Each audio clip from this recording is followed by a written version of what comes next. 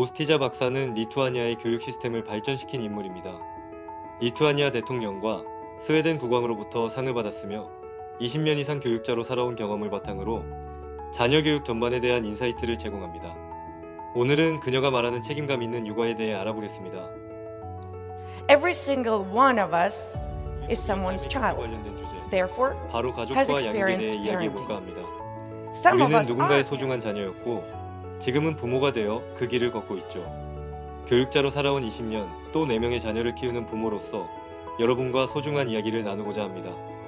우리 삶은 다양한 기대들로 가득 차 있습니다. 성공을 향한 열망, 행복한 가정생활, 건강한 신체, 모든 것이 우리에게 주어진 도전 과제죠. 매일 아이들에게 영양가 있는 식사를 준비하고 재미있게 놀아주고 밤마다 책을 읽어주는 등 일상은 바쁘게 돌아갑니다. 제 이야기를 해볼게요. 첫 유치원을 개원할 때였어요. 날이 아주 더운 한여름이었죠. 등록을 하러 온 부모님들은 이 더운 날 겨울부츠와 겨울옷을 입고 있는 한 아이를 보았어요. 다들 이상해하며 누구냐고 물었죠. 사실 그 아이는 제 딸이었어요. 아이가 원하는 대로 행동하고 그 결과를 경험을 통해 깨닫게 하기 위함이었죠. 아이를 있는 그대로 받아들이는 것이 얼마나 중요한지 알려주고 싶었어요. 또 최근에는 3명의 자녀를 키우는 엄마를 상담했어요. 입맛이 각자 다른 아이들을 위해 매번 3가지 요리를 준비하고 있다고 말했습니다. 매일이 너무 힘들고 우울감이 드는 생활의 연속이었죠. 저는 단호하게 말했습니다. 아이들에게 중요한 건 입맛에 맞는 음식이 아니에요. 중요한 건 엄마의 기분입니다. 내일부터 1가지 요리로 통일하세요. 그 후 그녀는 바로 실행을 했는데 놀라운 결과가 나왔어요. 요리를 하는 시간이 줄어드니 짜증도 줄고 몸도 편해져서 삶의 질이 많이 올라갔다고 합니다. 아이들도 엄마의 눈치를 보지 않아도 되니 서로 더욱 가까워졌습니다. 이런 작은 변화가 큰 행복으로 이어질 수 있습니다. 부모의 삶에서 가장 중요한 것은 자녀들이 행복하게 성장하는 것입니다.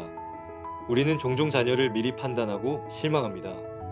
아이가 실패할까 먼저 두려워하며 이러한 두려움으로 인해 지속적으로 스트레스를 받습니다. 현대 사회는 유치원생에게도 초등학생이 하던 일을 기대합니다.